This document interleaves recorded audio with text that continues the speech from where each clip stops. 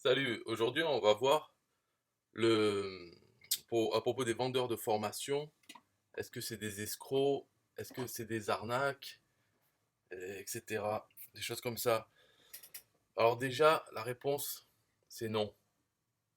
Peu importe ce que c'est. Parce que l'escroquerie, l'arnaque, c'est quand même, il y a des définitions. Donc on peut pas dire n'importe quoi.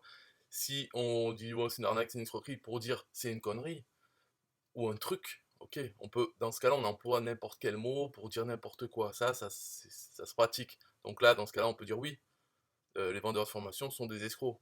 Voilà, puisque ça veut rien dire. Les escrocs, ça peut être des n'importe quoi. Mais si vraiment on utilise le mot, on regarde la définition et on regarde est-ce que ça s'applique à eux, enfin est-ce qu'on parle bien quoi. Là, la réponse est non, parce que les escroqueries, c'est vraiment. Attention, je vais sortir Wikipédia, mais il faut écouter là. L'escroquerie est le fait de tromper une personne, ou physique ou morale, et, et l'inciter donc à remettre des fonds ou un objet ou autre chose. Voilà, c'est de tromper une personne pour lui faire ça. Et dans les exemples d'escroquerie, c'est vraiment, quand on voit les exemples, c'est des choses, vraiment c'est de la tromperie. Après, donc il y a ça, on peut dire que c'est une escroquerie, une tromperie, pour obtenir des fonds. Mais quand on pense à ça, que les gens qui disent c'est des vendeurs de rêves, en fait tu te vends du rêve, mais derrière il n'y a rien, quoi. Tu dépenses des sous, tu achètes une formation. Ça, on peut dire c'est la publicité mensongère. Parce que dans le mot publicité mensongère, ça s'applique vraiment à ça, c'est-à-dire ce qu'on connaît, payer 2000 euros, la présentation sur la page de vente fait espérer, donc vend du rêve, et au final, euh, on va dire 95% ou plus des gens qui ont payé cette formation, ils ne vont pas avoir du tout les résultats, ou même voilà, rien par rapport à ce qui était vendu. Donc c'est une publicité mensongère. Est-ce que on peut dire que c'est le fait de tromper la personne en présentant quelque chose, on la trompe et on l'incite à remettre des fonds, à payer. Et là, si on pense que c'est oui, alors on peut utiliser le mot escroc pour tous ceux qui vendent quelque chose, qui laissent espérer que, et qu'au final, on l'a pas. Après, donc, on peut se dire aussi, mais déjà, bon, ils laissent espérer des choses, on n'est pas obligé de les croire. Ensuite, quand on suit une formation, bon, à part si elle est vraiment merdique, mais sinon, s'il y a des explications de comment faire, mais que ce qui se produit, hein, c'est que 95% ou plus des gens ne font pas les choses, ou pas assez longtemps, ou pas assez bien, et donc n'ont aucun résultat, surtout quand ils abandonnent. Mais quelqu'un qui appliquerait des choses, ça peut être très simple, hein. Par exemple, je veux dire comment devenir riche, eh ben, c'est simple, vous travaillez, vous économisez tout le temps 20%, tout ça, et au bout de 10 ans, en travaillant normalement, en les plaçant, vous obtiendrez 1 million. Donc on peut décrire ça. Et c'est vrai que si on le suit, logiquement, hop, on y arrive. Mais personne va le suivre bien comme il faut, ou très peu. Et donc, est-ce que c'est une publicité mensongère de présenter ça, ou est-ce que c'est une escroquerie? Normalement, la réponse est non. Mais bon, on peut l'interpréter comme on veut, on peut se dire oui. Parce que dans les formations, euh, là, si on regarde la publicité mensongère, donc il dit par exemple, une pratique commerciale est trompeuse, par exemple, si elle repose sur des allégations, indications ou présentations fausses ou de nature à induire en erreur et portant sur l'un ou plusieurs des éléments suivants, donc il y en a plusieurs. En gros, c'est la publicité mensongère, c'est quand elle dit des choses, elle présente les choses d'une certaine façon qui induisent en erreur. Et c'est le cas d'une page de vente. Parce que dans le marketing, on doit embellir le produit, le présenter sous son meilleur jour. Donc c'est ça, c'est faire de la publicité mensongère. Donc on présente le produit, on dit voilà, vous allez apprendre ça, ça, ça, il y a tel module. Et donc on fait des garanties en quelque sorte où on dit vous pouvez le faire. Même si dans la page de vente on met attention, ce n'est pas pour tout le monde. Si vous ne travaillez pas, vous ne l'aurez pas et tout. Donc ça, on essaye d'échapper à la publicité mensongère. Mais en fait, il y a déjà en haut, il y a quand même les allégations, présentations fausses. Et ensuite, plus tard dans la même page, on dit oui, mais en fait, ce qu'on a dit en haut, ça s'applique que si vraiment vous travaillez et tout. Donc, on s'est passé un peu vague, un peu flou. les trucs.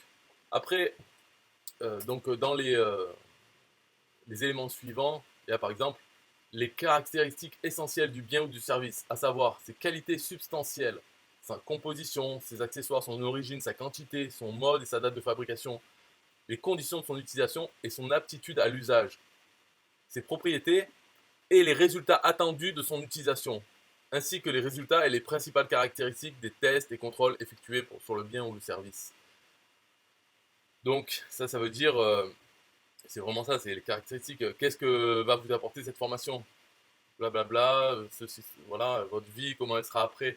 Donc, en fait, tout ce qu'on apprend dans le copywriting, faire une page de vente, euh, parler des bénéfices, que sera la vie du prospect s'il achète le produit, ou bien, pour lui faire peur, quoi, si vous n'achetez pas ce produit, alors votre vie va rester médiocre.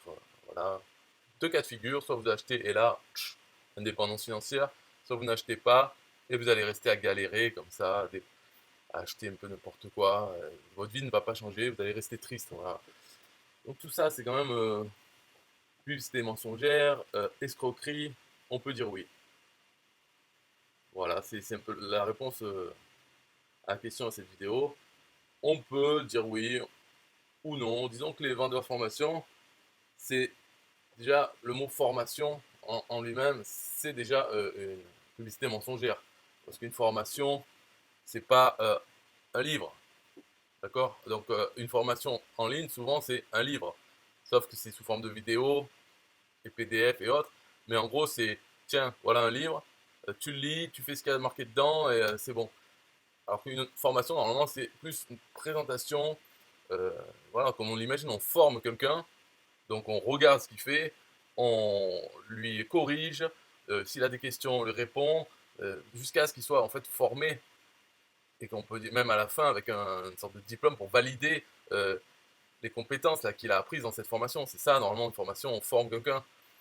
Dans les formations en ligne, en fait, il n'y a pas de formation, c'est une vidéo, c'est un peu comme un documentaire qui expliquerait euh, quelque chose.